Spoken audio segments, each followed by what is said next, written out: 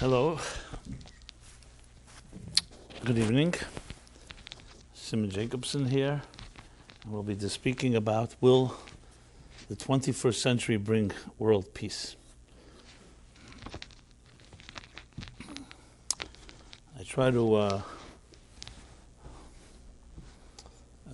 balance the topics we speak about from the personal to the global, back to the personal, because the Judaism that I am familiar with, that resonates with me, is one that is all-encompassing and affects and is relevant to every aspect of our lives. And as we know, our lives have different channels. We have our personal lives, our social lives. And we live in a world, in a global village today, where events happening anywhere in the world affect us in a very direct way, both as human beings and as Jews, especially with Israel right in the middle of the hotbed of activity since the beginning of history, as well as today, which is just amazing that this doesn't end. You read the Bible thousands of years ago, the wars being fought in the land of Canaan and the land of Israel, and it's exactly today, in the 21st century, battles continue to wage over cities like Jerusalem. And then from on a human level, look, we see what's going on in Europe. Everybody senses that we are going through major transitions. And there's a lot of fear and tentativeness because where is all this headed? And so I thought appropriate, being that we're in the year 2016, I think about it a lot. Exactly 100 years ago, 1916, really no one knew what the century was going to bring. It was just the beginnings. Russian Revolution, World War I, and then World War II. And literally the bloodiest period in all of history was the first half of the 20th century, where over 110 million people were killed. You can imagine how many hundreds and more millions were wounded and hurt, and how many were displaced. And really you could say the world that we live in today is a new world after those two world wars. Not just the numbers of death, but also everything we went through. And then the interesting thing is, literally almost as if it never happened, the second half of the 20th century was unprecedented peaceful. World War II ended in 1945, and as if nothing happened, meaning, of course, there were plenty of casualties and after effects.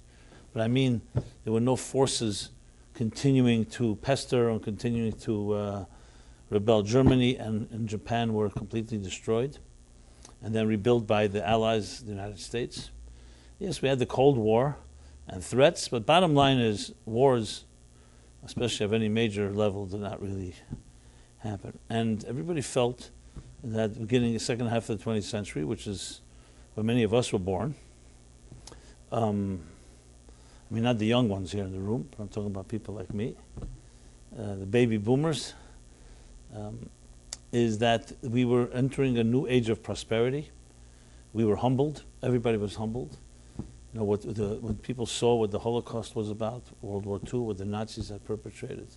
This wasn't some third world savage nation. It was the pride and the pride of the European culture. Central Europe, with all the enlightenment and all the advancements in science and medicine. So it was a collective humility, and everybody knew, even the enemies, even the Soviets and the Americans, that it was not worth such wars after what happened to everybody. It was hurt. Because even though the Allies did win, thank God, at the end, but it came at a heavy cost. So the second half of the century really, I mean, it has challenges, but the challenges were far more internal, much more on a called psychological. But as far as world peace goes, the superpowers did come to agreement, basically mutual interest, that not to the mutual deterrent, as they said. That even though there was a nuclear arms race, but it was all about deterrence, and that's how things were rolling along in the 20th century. Suddenly, we entered the 21st century with all the new advancements of technology. You know, just if you think about it, When did the internet come on the scene? Literally the last decade of the 20th century.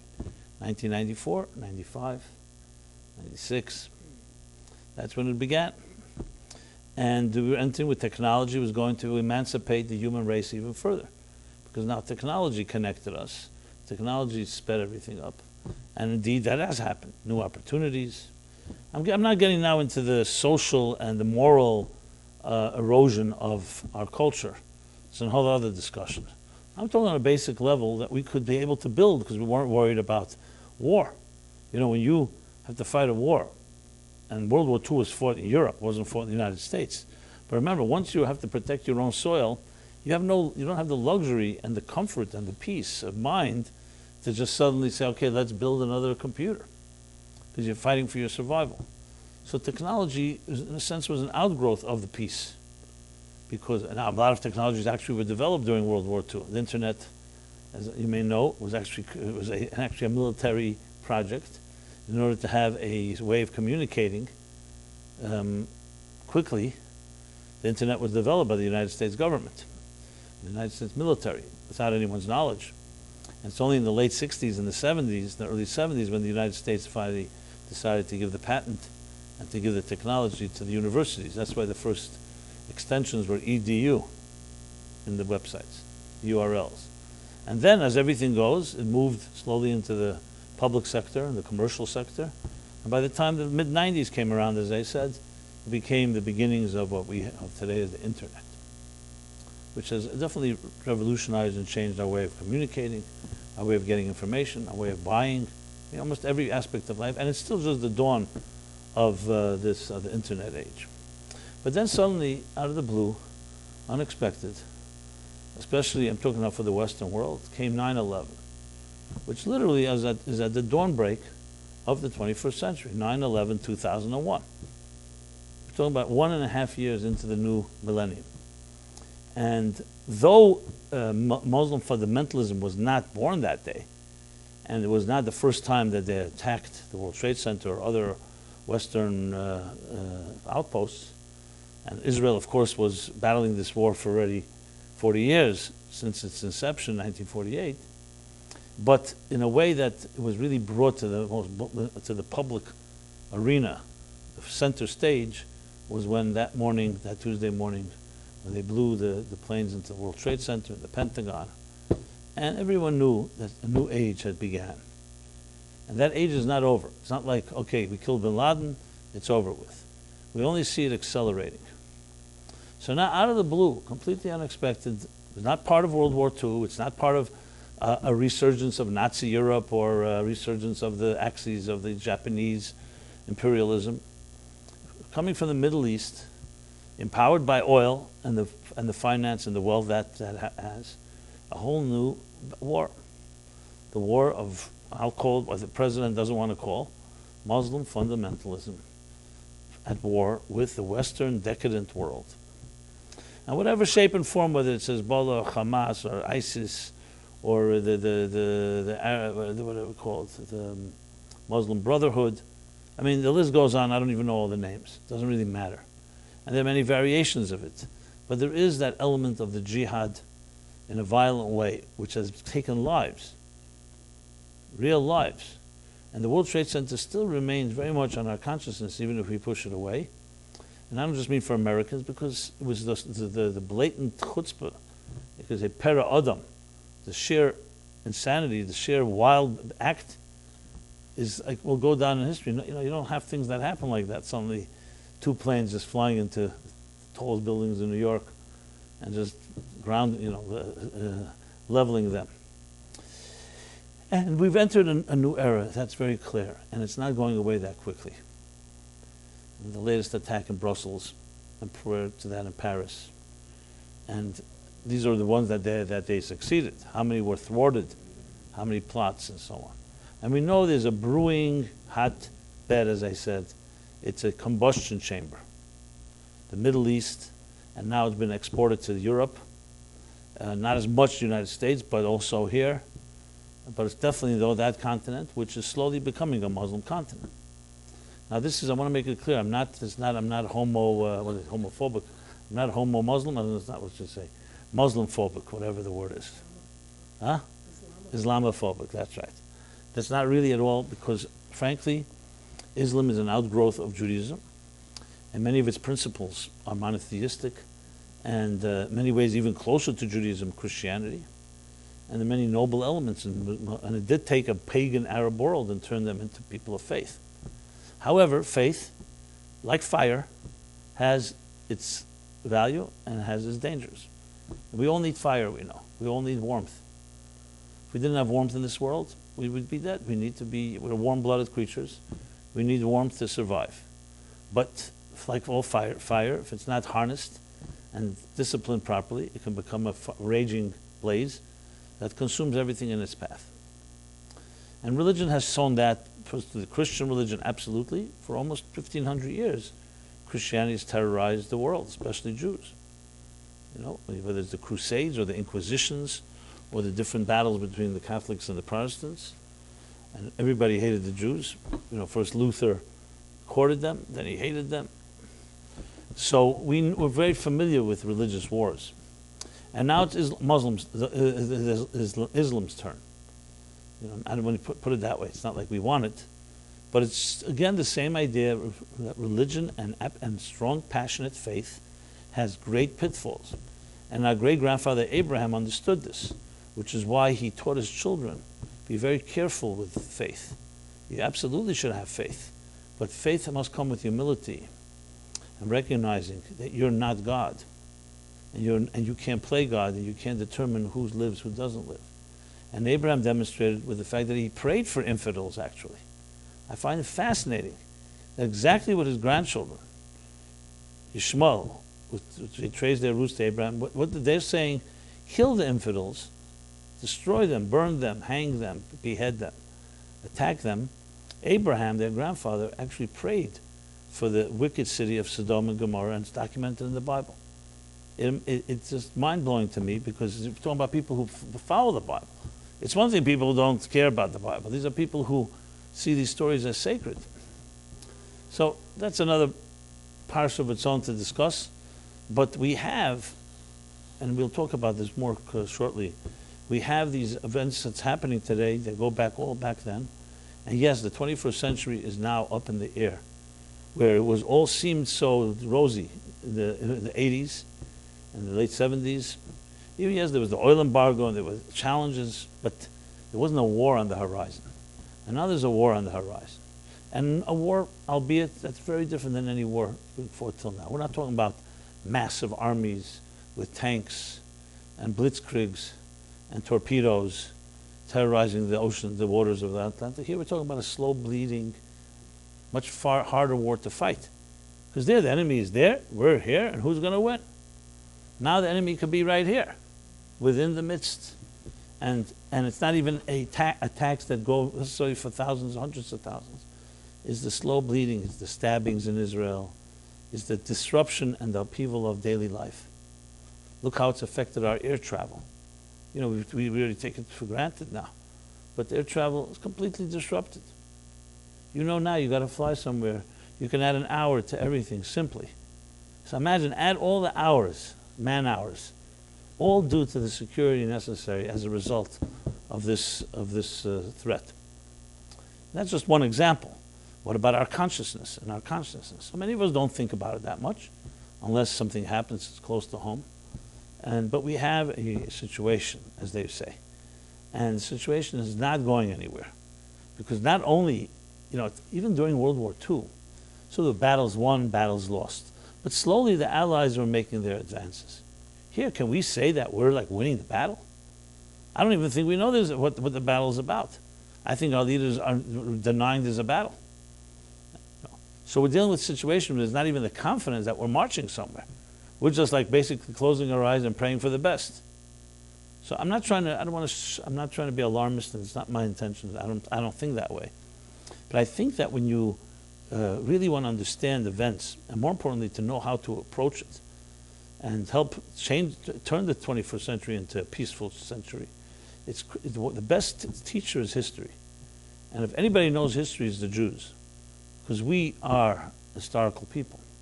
We are witnesses We're the only ones that can say that we've traveled through 4,000 years of this journey. Our parents and grandparents telling us the story.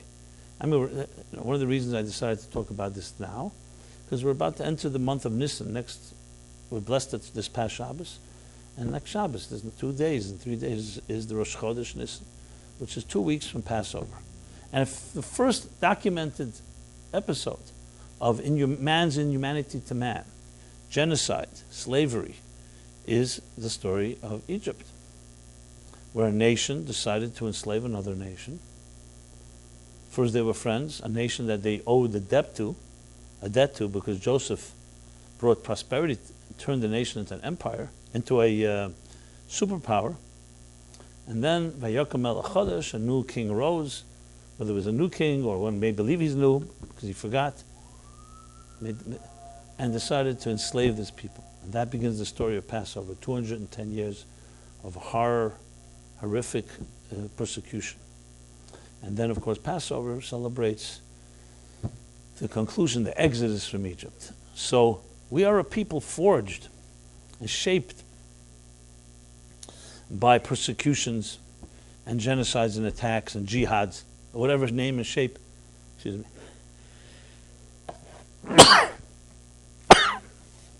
Thank you. Whatever name or shape it takes, it's the same story. One nation, people deciding that they are superior and that they're going to dictate the terms. And they're going to deprive their basic human rights of another nation. And then, thank God, the end of the story is that we prevailed. And this goes down in history as the first documented, institutionalized genocide and persecution, and also the first documented freedom and exodus. And this became the model, actually, by the way, for the United States. The founding fathers saw the exodus from Egypt and the march to the Promised Land as being replayed in the country, in this new world. That's why they considered Hebrew to maybe be the formal language of America. I don't know if you know this. And they saw this as being the manifest destiny, the Promised Land, the kingdom on the hill, because they saw this as being a similar story, that they were persecuted by King George and by religious persecution in Europe, and this was going to be a country that will give freedom. That's why the whole basis of this country. All men are created equal, Declaration of Independence, the first embracing of human rights. But it's fascinating. It took thousands of years for a country to institutionalize freedoms and basic human rights when Jews have been believing in this and fighting for thousands of years. And it still did not penetrate and did not affect the rest of the world. So there's many, many, many things that could be learned from back then, because the same story. I say the same, obviously it's clear, I'm not trying to be simplistic. There are many different factors, different names, different characters, different reasons. And even methods have to be different in how we fight today's war. But fundamental principles can be derived from the story of Passover and the story of Purim, which we come from last week, which was yet another story like that. Similar. Haman, Achashverosh, the Persian Empire this time was the one that was the superpower. And they controlled the entire population of the Western world, 127 countries. And they too decided to turn against the Jews. And that was also another miraculous salvation and redemption. And as we say in the Haggadah, Passover night, we'll say, the Seder, in every generation they rose against us, to annihilate us. But yet God foiled their plots and conspiracies, and redeemed us, saved us from their hands. So the Jewish people are not just living witnesses. We are walking examples, walking models of what it means to go through the hardships and to not just not succumb, but become greater. As we read, right in the beginning of Exodus, we read, as they were oppressed, Kain Yirba v'chein Yifritz. As they were oppressed in direct proportion, they flourished and proliferated. So there's much to be said from that perspective. I know we live in a time where everything is short-term. You know, short-term video games, attention spans of 3 seconds or less, 10 seconds, quick fast food, microwave, Everything is short term. So that's why many of us are not trained to think, we're not disciplined to think in terms of a big picture. Stepping back, connecting the dots of history. Most young people today, tell me what right now is happening. You know, there's a game on. You know that a football game will start at a certain time. It'll end around 3 hours later with a certain prerequisite amount of advertisements, etc., etc. So we live in this type of like bubble of illusion, actually, and we don't think in terms of long term. Even in our own personal lives, it's disjointed. Today, take day by day. Even if we have planning, it's usually financial planning or something of that nature. It's never a spiritual planning. It's not, what mark are you going to make in this world? No. The only reason we're forced sometimes to think longer term is because we were hurt as children in our homes. So we go to therapy and it brings back our childhood. So we're suddenly forced to connect the dots of events that happened more than 5 minutes ago. But that's because of our pain. But overall, most people were completely satisfied. Every day just goes day to day, day by day, and things were pretty nice today. I had a good meal. I made a little money. That's my phone. Can you shut the...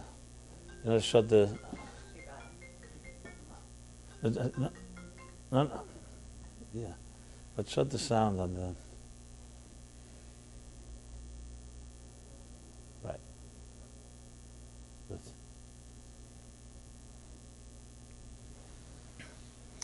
So,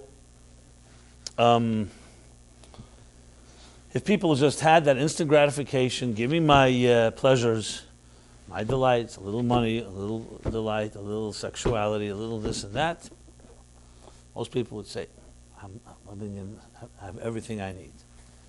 And any intelligent person knows what kind of delusion that is. But as long as you can get away with it, why you rock the boat? As many people will say, hey, I hear this all the time. People tell me. That's why you come up with a line that I make people, miserable people happy and happy people miserable. Because when you're comfortable, why should you make any moves with your life? What's wrong with just being comfort zone? But the fact of the matter is, events like today in history, and when you see them happening, compel us. Some people deny that too. Just like some people saw 9/11, they said, wow, it's just like a movie. They compared real events to a movie, when really movies are just copies of reality. So the fact is, we are going through upheavals that hopefully are going to be very peaceful and will not affect more people than necessary, and we should all be protective. But you have to be a fool to deny that we're dealing with a real combustion chamber, as I said. It's a true combustion chamber. And what's even more problematic is we have no clue where, what, and how powerful it is. As I said, even World War II, we knew the power of the Nazis. We knew how many they had, how many soldiers they had. We knew how many weapons they had. We knew how many tanks they had. We knew their artillery.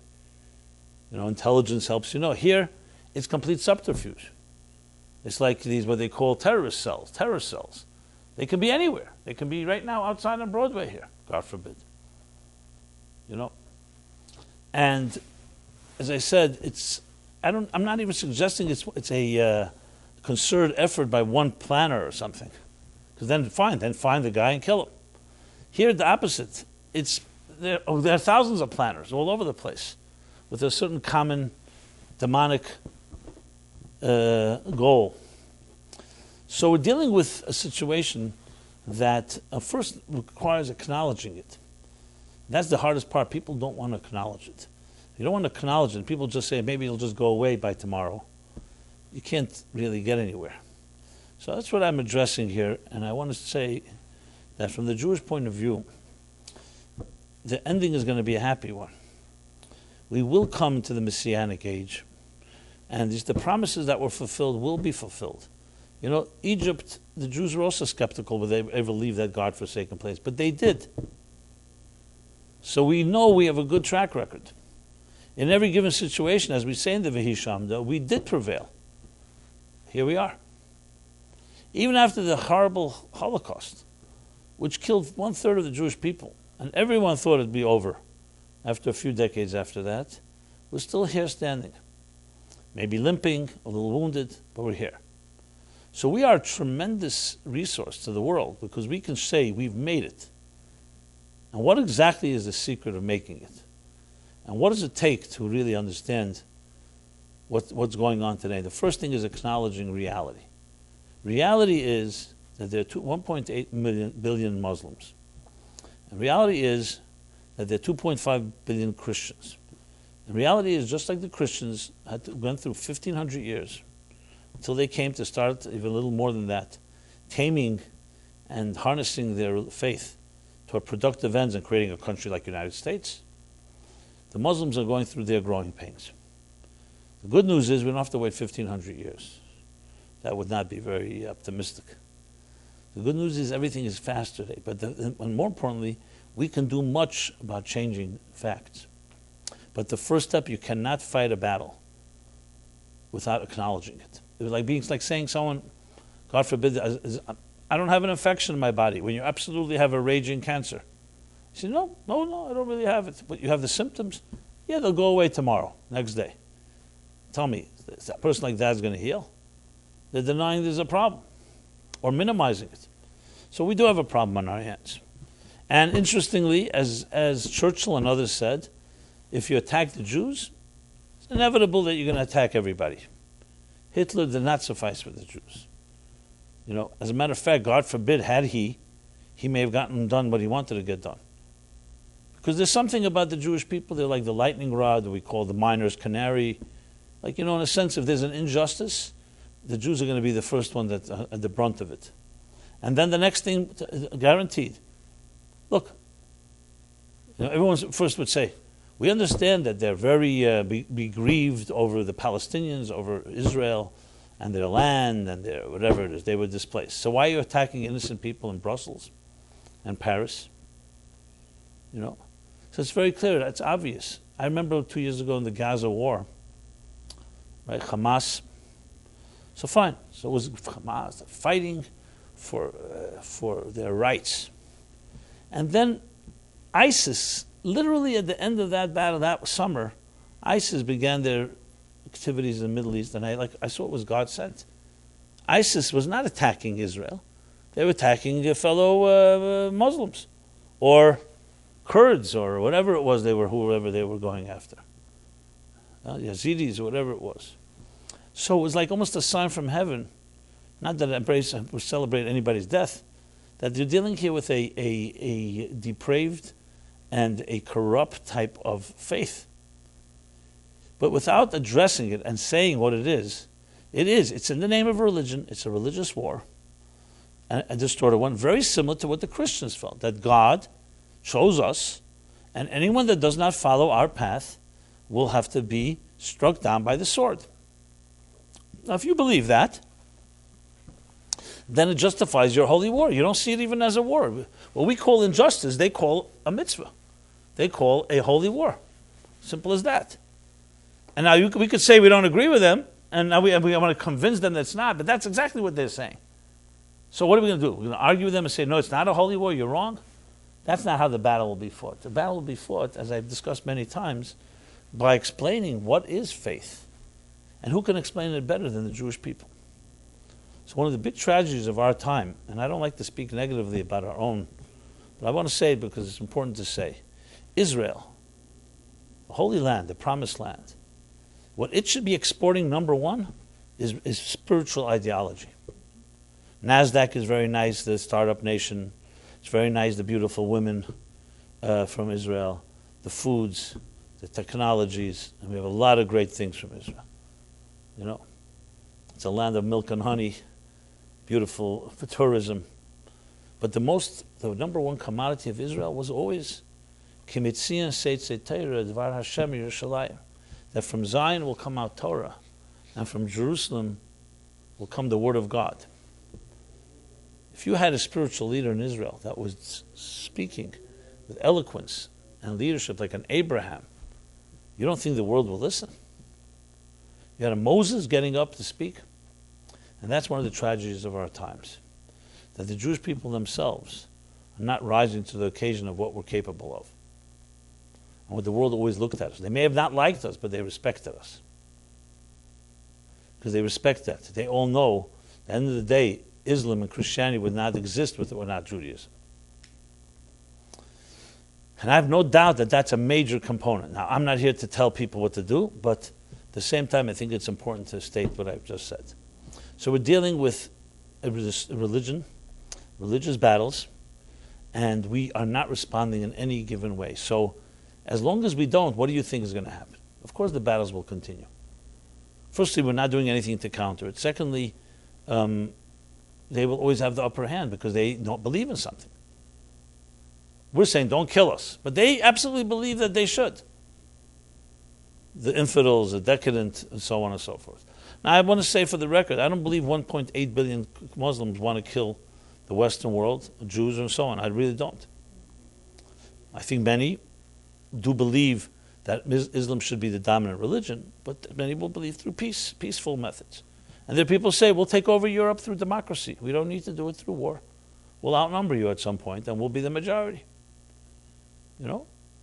And they happen to be right. They could become the majority. So we're dealing here with, but then there's an element as absolutely radical and violent and call for war. And I'm sure there's a complicated relationship between those two types of Muslims. You know? Because even the most modern Muslim still is sympathetic to the concepts of Islam being the God's chosen religion for our times. So, first point to make is this, that there is a war going on. It's of different nature, and it's a religious war. And we have many religious wars that were fought before that this is very similar to. Again, with all the distinctions and variations, I understand it's not exactly. But overall, it is a religious war. And that's why you hear the idea of ISIS. What is the state of ISIS? The Islamic Caliphate, the Islamic State. They want to establish states under the Sharia, under the laws of Islam. And feel that's what God wants, a theocracy. So number one is we must know that there is this battle going on. Number two, the way to fight such a battle is not through just saying, we'll give you, like many people in the West, Americans say, let's just give them computers, McDonald's, some beautiful women, and they'll become like us. Give them Hollywood, Broadway. They're insulted when you say something like that. Because that for them is decadence. Now trust me, they have their own decadence. Let's not think they're big tzaddikim either. They got plenty of their stuff. But they still have this ideological, religious beliefs. And you see it. Every murder comes with the words, Allah Akbar. God is great. What does that tell you? There's not one killing that doesn't have that statement that comes along with it. Not one. Because that's the whole story. It's about God is great. It's a holy war. The only counterforce to any religious battle is a religious response. You cannot fight a battle unless you're on the same terms with the one you're battling. Because then you're not communicating. And the battle is, as I've mentioned many times, not even one with weapons. We must do everything possible to vanquish, destroy, and fight the battle with every weapon at our disposal. That's no given. But that's not going to win the war. That will stop, perhaps, and somewhat impede the enemy. But there's a whole generation that keeps on, next generation, that has ideological thinking. They'll come up with new ideas. So you're not really destroying the enemy. You're destroying the immediate threat, even if you're able to do that. I hear now people trying to travel to Europe. It's like triple the security because they're terrified. Europe is now in terror. They don't know where the next attack will be. It's an open country. In many ways like the United States, but the United States is a different mainland. It's across the Atlantic. So we're dealing with a situation that is not going to be addressed simply by just killing every terrorist you can find. And I'm all for it. But that's the symptom. That's like the Band-Aid. You stop the bleeding, but you stop the symptoms, the bleeding, but what about the root of the bleeding? And the root of the bleeding is happening in mosques, in the Muslim schools. Children are being taught an ideology. Not all necessarily will embrace the violent version of it, but many are. And unless that's spelled out, and unless it's fought in that way, It's very, very difficult for me to see how we can win such a battle. You know? Now, yes, you can choke them financially, and you can bomb them to hell, and hopefully that's done. But you're dealing with many, many, many, and no one knows the numbers. Israel made these mistakes after the 6-day war. They thought, we'll negotiate. We'll negotiate with a people that doesn't want you. They see you as a black eye. They see you as a desecration of God. The Jewish nation controlling Israel for the Muslim world is a desecration of God. And as such, what's the solution? A 2-state solution? You think they want 2 states? There's a desecration of God if there's 1 inch of Israel that's under Jewish control. And I understand that perfectly. The ideology. It's not about how much. We Westerners think, you know what? Give the Jews this piece, like the UN did. Why'd they go to war in 1948? You ever see the map, the 3 slivers that we were given? Because it's not about it's not about quantity. It's an ideological problem. So basically we're at a crossroads as we enter the 21st century, as we travel through the early stages of the 21st century. The crossroads like this. Will this be a peaceful century, or will this be one where we will be blindsided by the ignorance and by the denial of what these battles are about? I have no doubt in my mind that if we do what's right, we will prevail. And this century will become a messianic century. No question in my mind. And the Muslims will not be all destroyed. They'll be directed and harnessed toward being a faith that is absolutely driven by God, but in a peaceful way. Inspire the secular world to become more faithful. So there's really a crossroads that we're at to stand. And we learn this lesson from Passover and from Purim, as I'll discuss right now in more detail.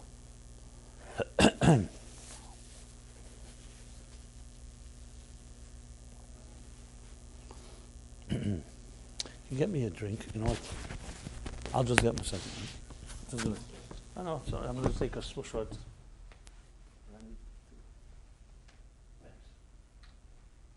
Intermission. Should we stop the recording, Rabbi? No, no, no. I'll take it.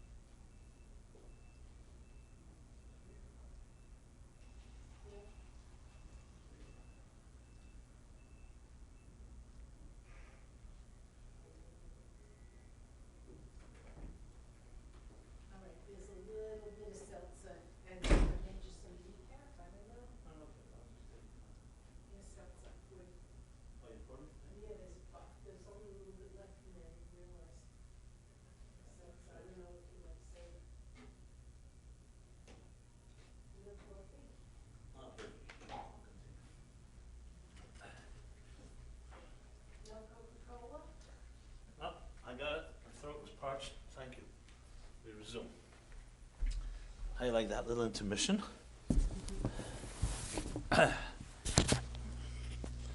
Okay. So after the short intermission, I apologize.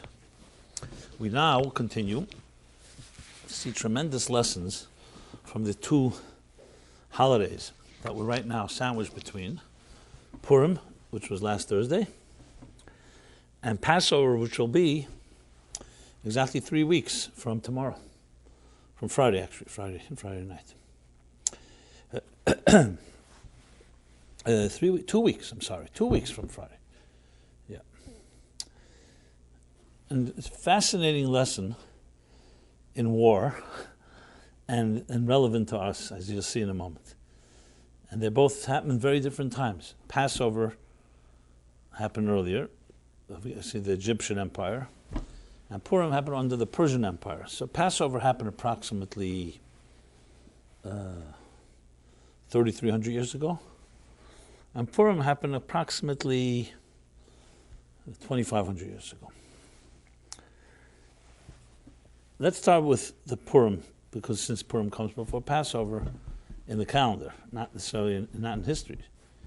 So you see, what's the story with Purim? You have the Megillah tells the following. Haman rose to power. I'm just focusing on the details of that. And he disliked Jews. He was like a Hitler. Just hated Jews. And it was amplified by the fact that the king had said everyone should bow to Haman. Because he was like the second in command. The king gave him this authority. Everyone bowed to him except one man, Mordechai. La yichra v'la yishtachve. He would not bow to him. He wouldn't bow. He wouldn't, a small bow, and wouldn't prostrate himself. And Haman, it infuriated Haman to no end, because it was a demonstration how Mordechai just simply defies the law. So he went and began to instigate against the Jews. And then there's one tremendous verse in the Megillah that has so many volumes can be written on it. And these are the words he says to the king. He says, Yeshnai am echad. There's this one nation. Mefuzar u'mefered bein ha'amim. They're spread out and separated between all the nations of your empire. Remember, there's 127 nations, from Hoidu to Kush, which is India, to Ethiopia. It's essentially the whole Middle East as we know it, and more. V'daseyam shenis mikol am, and their faith is different than all of the nations. This is Haman speaking. So he's saying, if you read it, you could say, is he saying a positive thing or a negative thing? On one hand, one nation spread out of all your nations. They're one nation. That's a compliment. But their faith and religion is different than everybody's. So he didn't say the Jews are money lenders, have long noses, are the devil incarnate, Christ killers. There was no Christ, obviously, yet. So that's another story. Yeah, control. He touched upon, like all our enemies do, the enemy always has their hand on the pulse. Your enemy can tell you much more about you than your friends can. Because they're sensitive. They look for what they know their strengths. That's why during time of war we have all these decoys, because we want to make sure the enemy is distracted and doesn't know how to find our central nervous system.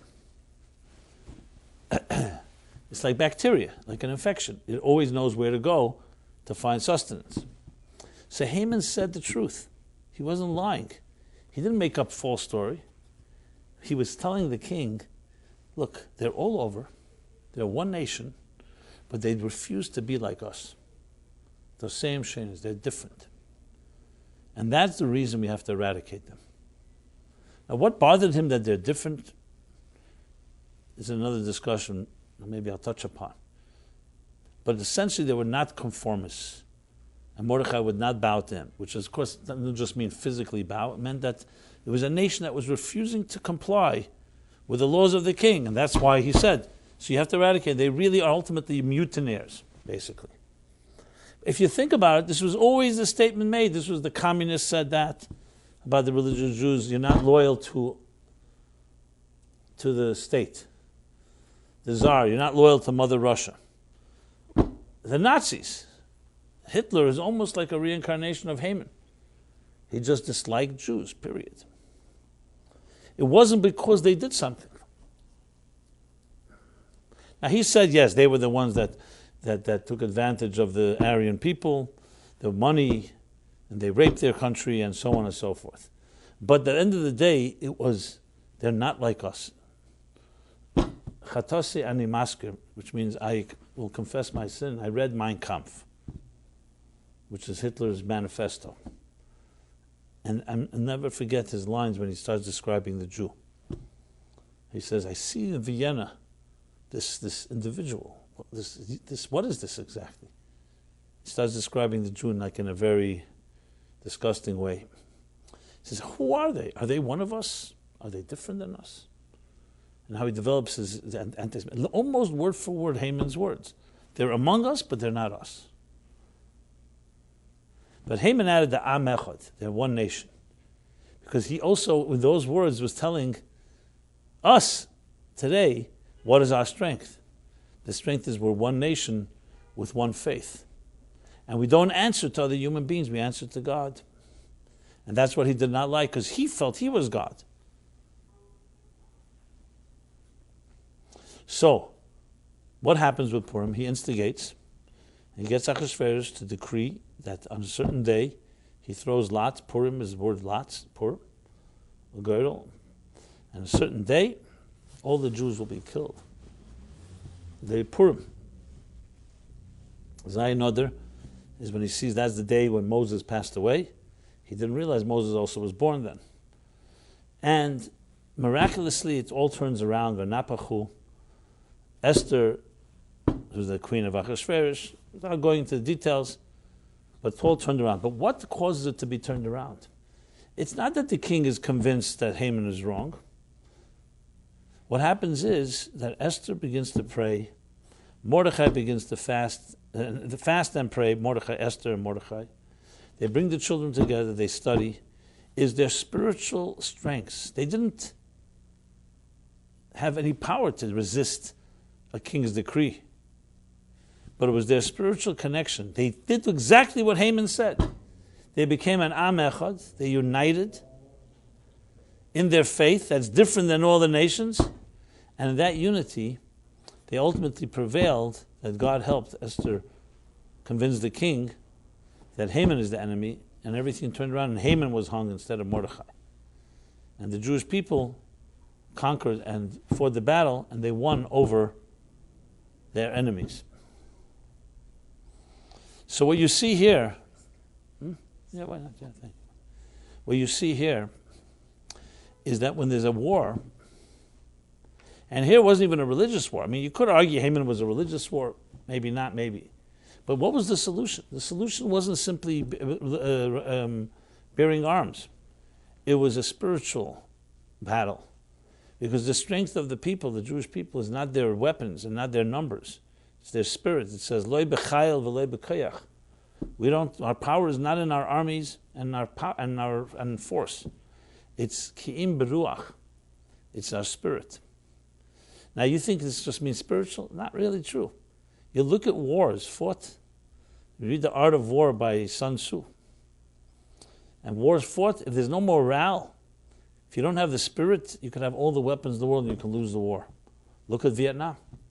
Who would believe a bamboo country, a backwards country that barely, it doesn't have anything, could not be conquered by the United States? You know why? Because Americans didn't know why they were fighting. There was no cause. Initially, it was to stop the spreading of communism. But no soldier knew. If you asked a soldier, why are you fighting Vietnam? I don't really know.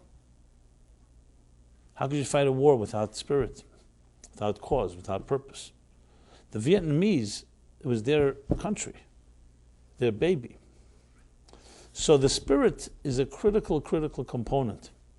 And what I find today, that in Nazi Europe, World War I, World War II, obviously also needed spirit. But there, spirit was not enough. You needed to also have a good, strong army because you're dealing with a very formidable force in the German army. But today, the force is not formidable. We're not talking about major weapons. You're talking about stabbings, suicide bombings. Today, it's all about spirit. And they have the spirit, and we don't. In a very obscene and demonic and distorted way, but they do it with spirit. Anyone's going to already kill themselves. The name of a cause has spirit. Distorted. I'm not in any way valuing it or complimenting it, but it's spirit. And what do we have our response? Mediocre response. We don't have passion. Passion is what was the key to the Purim victory. The Jewish passion that was provoked by Haman. And he said it in his own words. One nation. Be one and serve as a nation and follow your dasem, your faith, different than all other nations, and you will be victorious. Not like many people, including Herzl and others, that said, let's assimilate, let's ingratiate ourselves to the non-Jews, and then they'll accept us. They hate that. That's exactly what Hitler was more adamant against those Jews that were trying to masquerade as non-Jews, the half-Jews, marrying Jews. He hated all Jews, but Jews thought, we'll be saved if we look like them, if we walk like them. Haman himself said, no, this is a nation that their faith is different than everybody's. And he could have said to Achashverosh, you know what, let's have them convert. Their faith is different than ours, let them become our faith. Firstly, he knew they wouldn't. Secondly, that was not the issue. The issue was that he just hated them. It wasn't about their faith. So when we stand with our faith strong and as strong Jews, that exactly is our key to salvation. The same is true today, not just for Jews, but for all people. For this country and for the Western world to face the Muslim enemy, the Muslim fundamentalist enemy, has to reclaim the passion of the founding fathers who fought for their freedoms.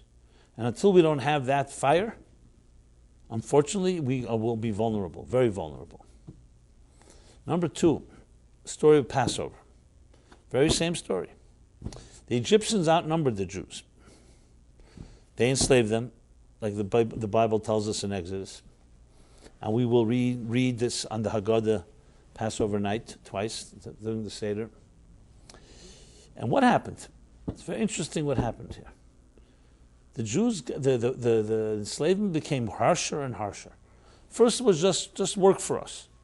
Then there was harder work, less wages, until they became total slaves. They fooled them. They fooled the Jews. But as the Torah says right at the beginning, I mentioned before, Kashayana Esam, the more they were oppressed, Ken Yirba v'chen Yufers, the more they proliferated, the more they flourished, thrived, and proliferated. Then Moses is sent by God to help save the Jews, but the Jews can't even listen to him. Because they're so overwhelmed by their slavery, their backs were broken, literally. Their spirits were broken. And once your spirit is broken, who are you going to deal with? A bunch of slaves, slave mentality? They didn't even want to be free. They couldn't even think of freedom. They couldn't even believe that it's possible.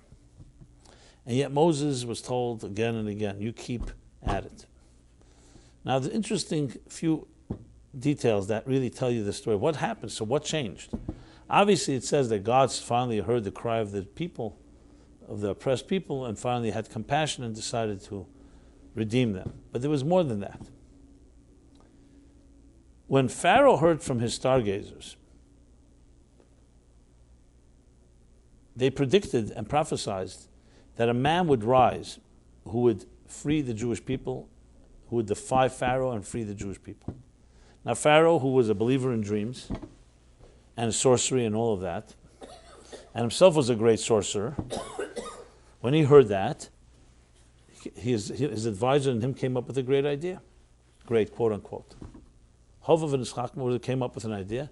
Kol haben hayolud shlechuo lenar Yamsuf.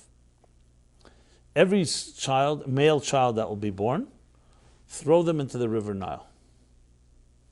That way, this boy that they're all predicting will become one day the savior will never make it because they'll all be killed. Interesting idea. And that's what happened. When the Jewish men and women heard this, so the men said, let's stop having children. That way, he's not going to kill the boys, because we don't know if it'll be a boy or a girl. And the woman, interestingly, said to the men, no. If we don't have children, we will die in this God-forsaken place. We'll never be freed. We'll die. There will never be a generation that comes. And we were promised we would get out of this place. They all knew the promise. And that Joseph had made the vow that they would take his bones out with them when they left Egypt back to Israel. And of course the women prevailed, which is usually the story when it comes to these. And what did they do? They told the men, no, we're not going to not have children. We're not going to abstain from having children. We'll figure it out. Yes, many boys were killed. We know that. But not all. And especially the one that was the key one was not.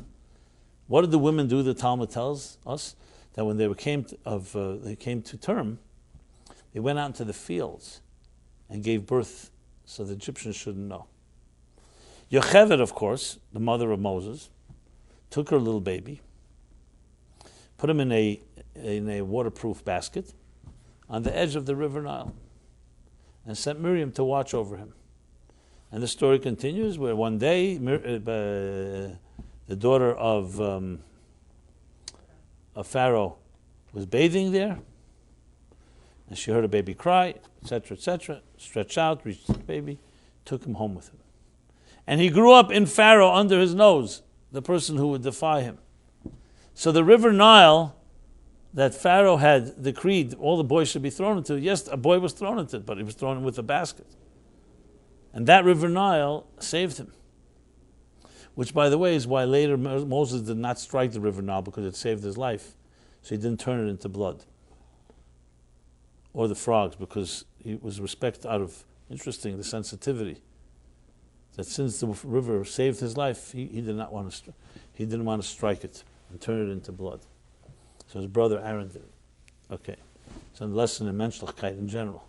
You could say, one second, these Nazi Egyptians are killing Jews. Who cares? Just strike the Nile and deprive them from their water and so on. No. The Nile saved me. There's also discussion in Jewish law. The Nile was an Avodah Zarah, was an idol, because they worshipped the Nile, because there was no rains in Egypt. So the irrigation came from the Nile, and the Nile was considered their god. Li Ya'eri v'ani asisani. The question is, how could you have benefit from an idol? By putting Moses in the water, you're not allowed, even for saving a life, to take benefit. So the Ragat Shavar Gaon, Rabbi Yosef Rosen explains that's why Sfasayer was at the edge of the river. It wasn't the river itself. I mean, regardless, it's not relevant to our discussion. So, yes, many boys were killed. But the women's self-sacrifice and their foresight, the men were thinking short-term. There's a decree. Let's not have children. He can't kill the boys. It's illogical. But the women were thinking with faith. We need to leave this place. And to leave this place, we will need children. We need another generation. Yes, so there's a sacrifice. There will be children killed. But we'll save as many as we can. And the most important one was saved. And he became Moses. What do you learn from this? It's a tremendous lesson in our discussion. You learn the following. What did Pharaoh think? Pharaoh was a smart man, a plotter. He thought, hey, you know something? I'm not afraid of the women and the children. I'm afraid of the boy that's going to grow up to be a leader.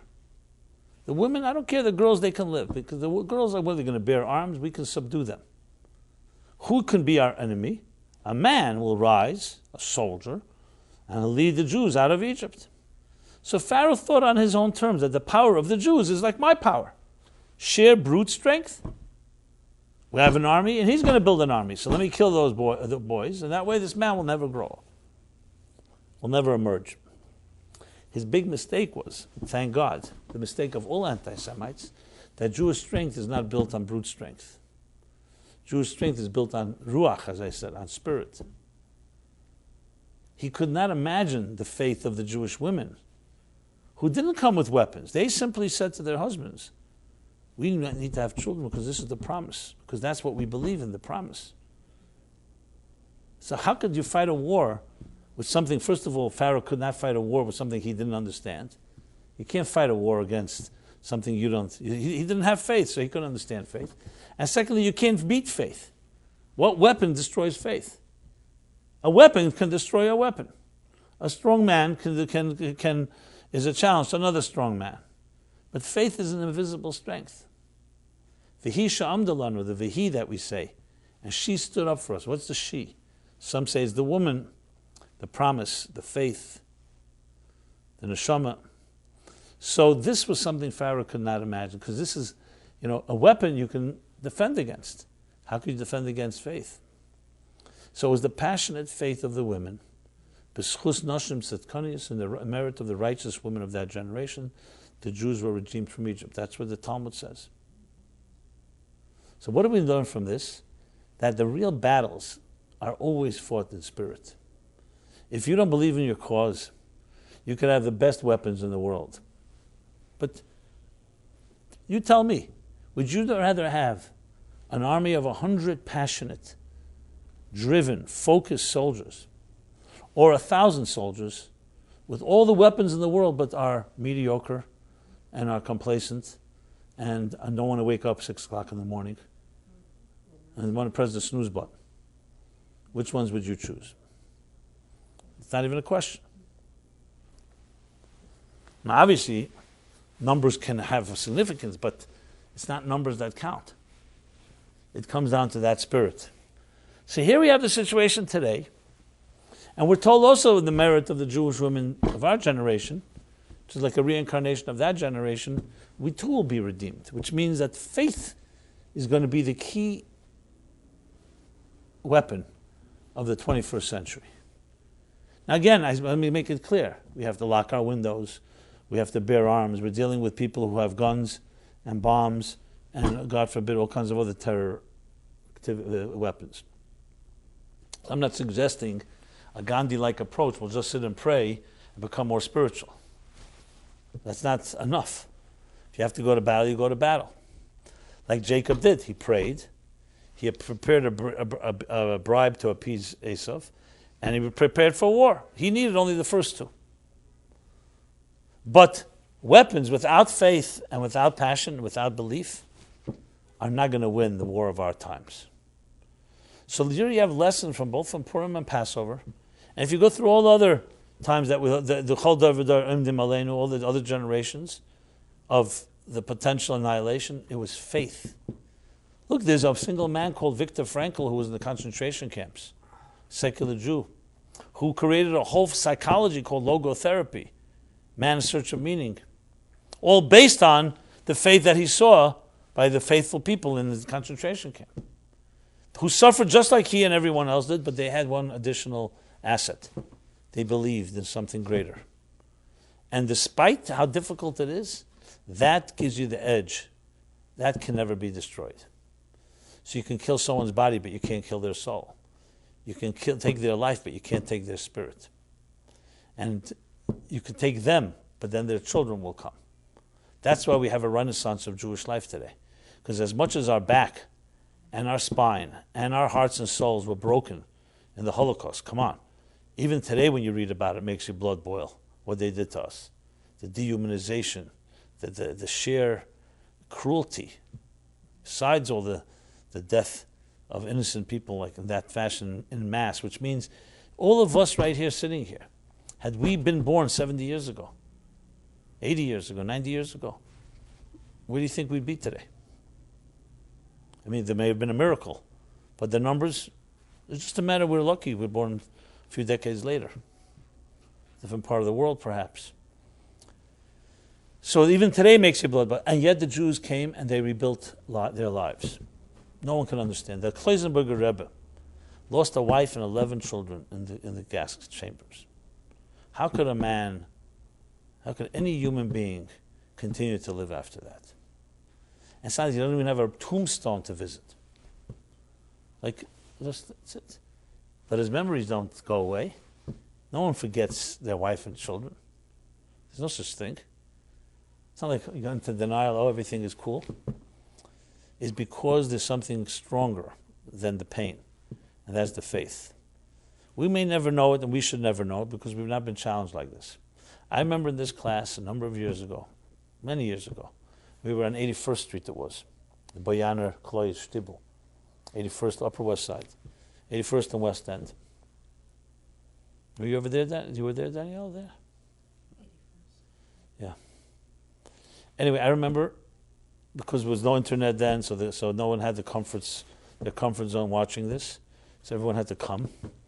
So the class was a pretty big, full room. And at the end of the class, two women came over to me, and one I knew, I forgot who it was, and she introduced me to another woman.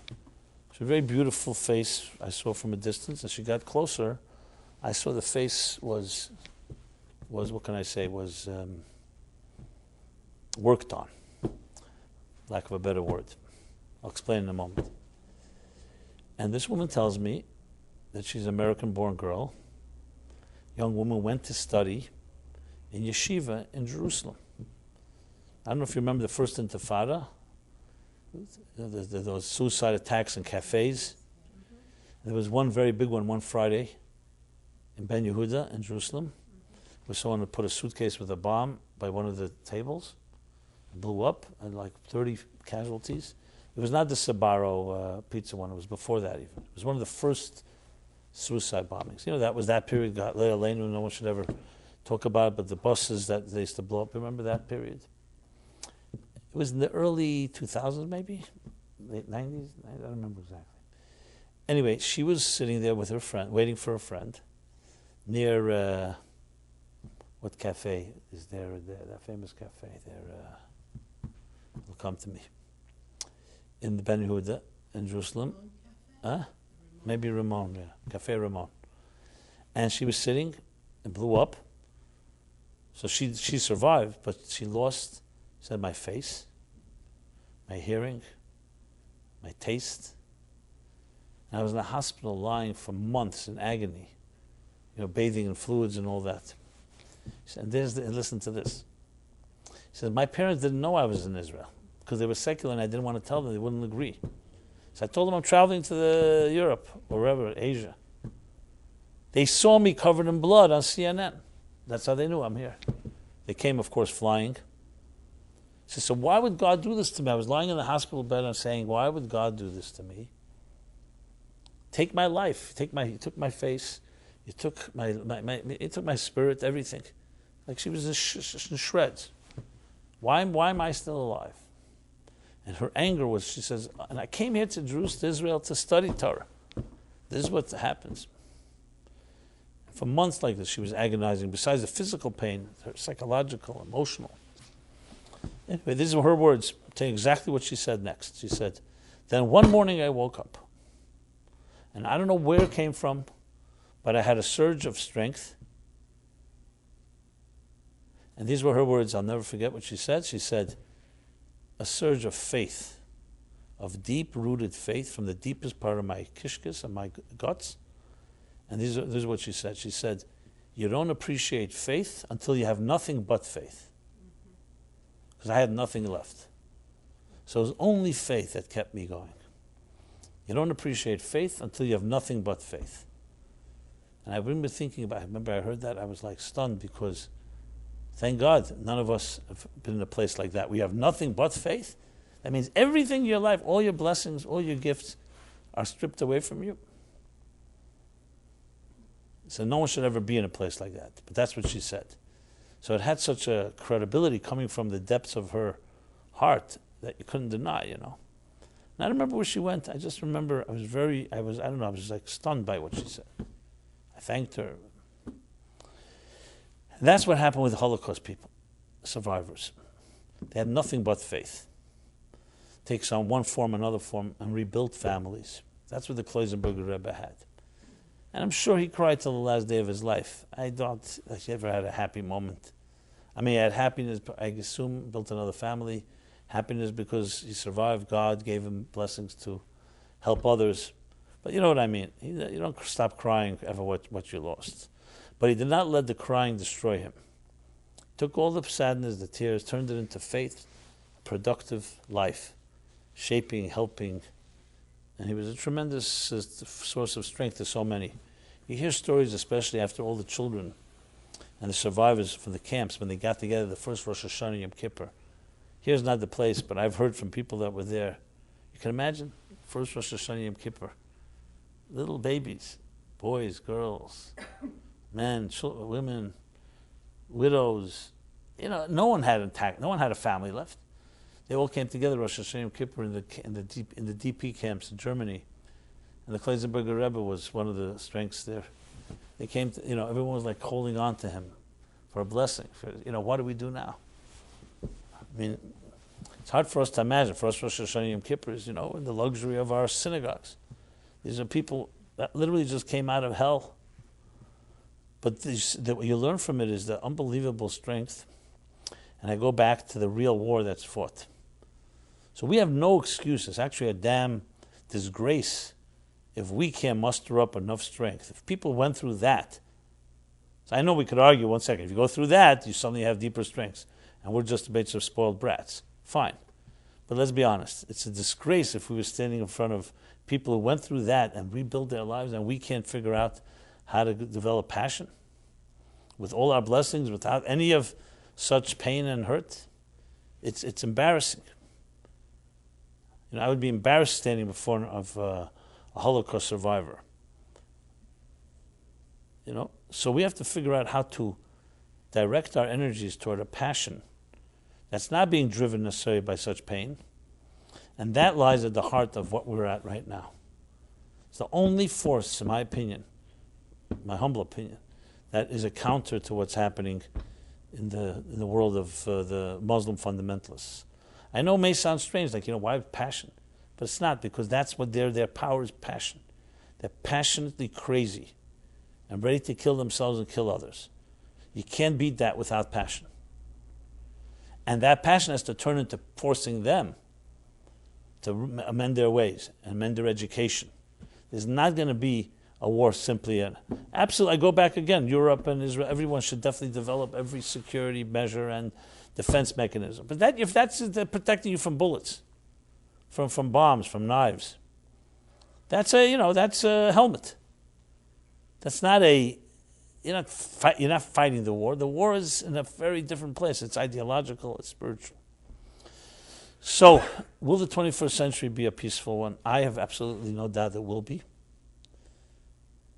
However, we have to do something about it, because I think we will wake up. If it won't be us, hopefully it'll be the next generation. I look around now, I don't see any leaders. Literally no leaders. And a leader to me is a very simple thing, someone that has something to say. You have a situation, there's a world in flame.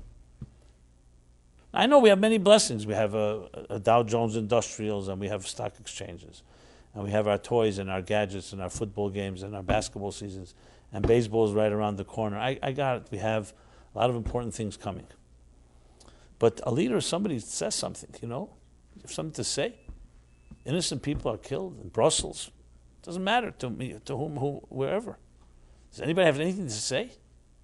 I haven't heard one statement that was a decent statement.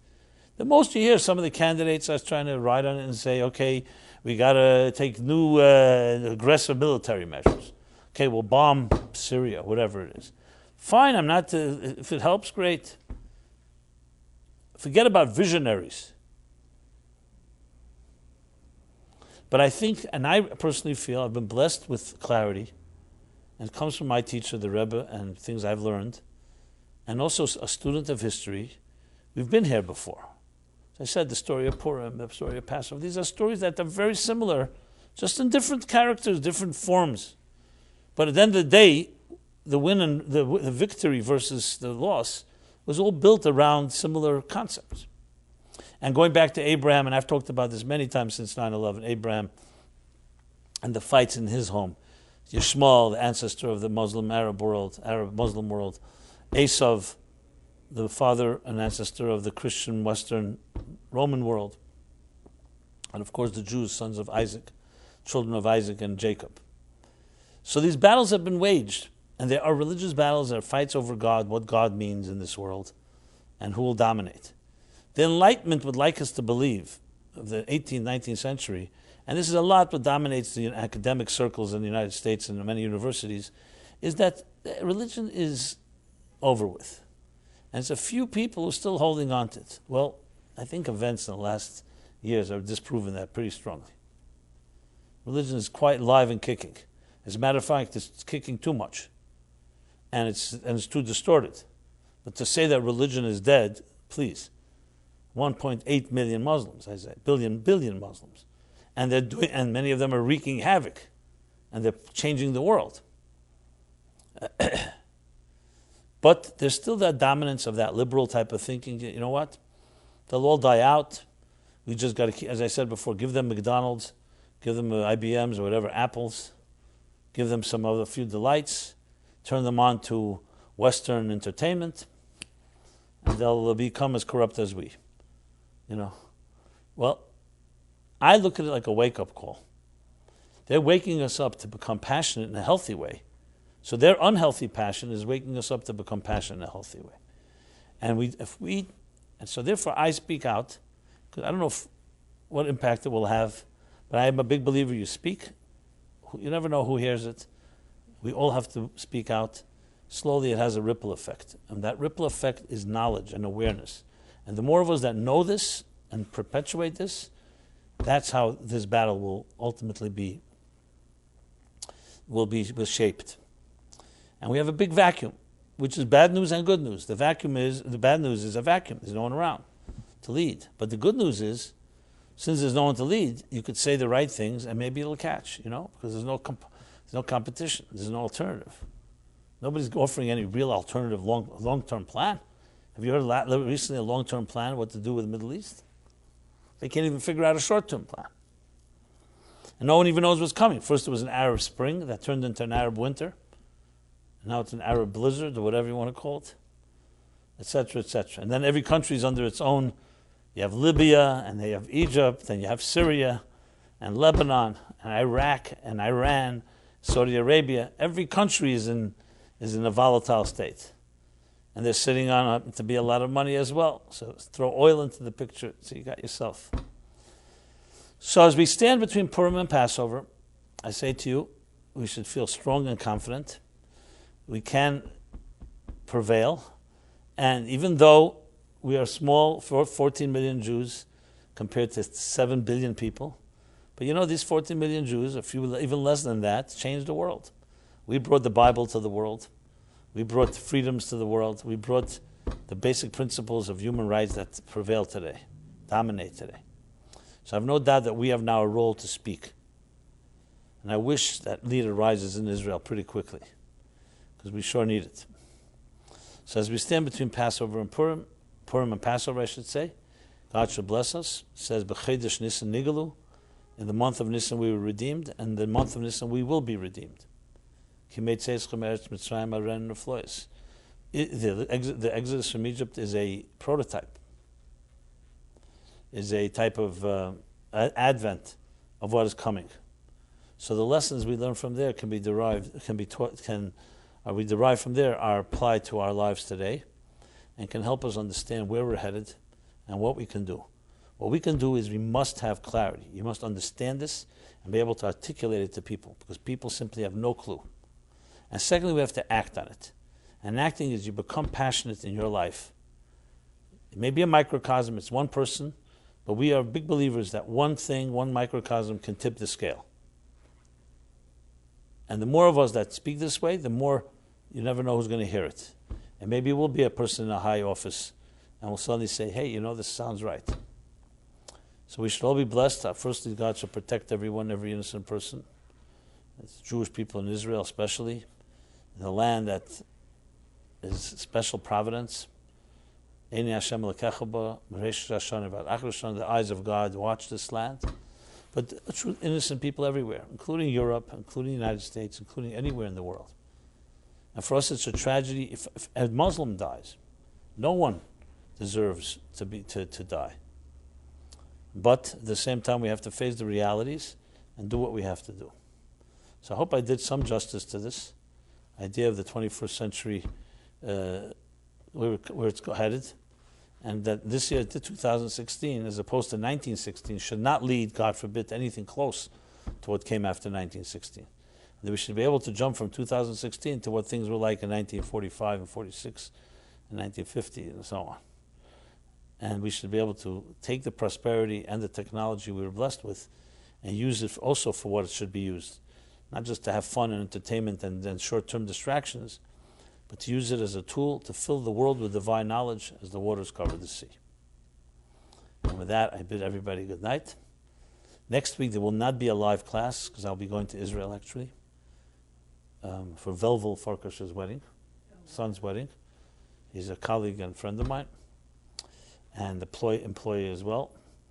But the week after that, we will have a class, which should be the last class before Pesach, right? Yep. So The week after is still before Pesach. it is, right? It's not? The week after that is right before, is the day before the Pesach. Wednesday night. What? Pesach is Friday night. Right, so Wednesday night you're not having a class? I will. So no, there's two weeks then. After next week, there's 2 more classes. 2 more, you say? Yeah. There's 2 more classes after. Are you sure? Because Rosh Chodesh is Shabbos. Then Dalinist and the hay and your Dalin, hay and your base. Pesach is But 22nd. hey, I will be in Israel, No, right? next week will be in Israel. Next Right. week's Chazayin. No. Today's Chav. Next week's Chazayin. Oh. Right, Rosh Chodesh is in 2. Okay, right. I said 2 weeks. It's 3 weeks. So Pesach is 3 weeks from this Friday, right? Yes, right. Okay. So the next week there won't be, and there'll be 2 more. Okay, got it. Good. Right. Yes, once we, yes. Now I may record a class for next week, depending on time, but you get the emails, so I'll announce it. Everyone should be blessed. We could already wish each other a very redeeming, healthy, kosher, what they say, kosher and freila, kosher and happy Passover, and keep your sights high. Look at the blue eyes, the big eyes, the bird's eye view, the big picture. Everyone be well and be blessed. Thank you.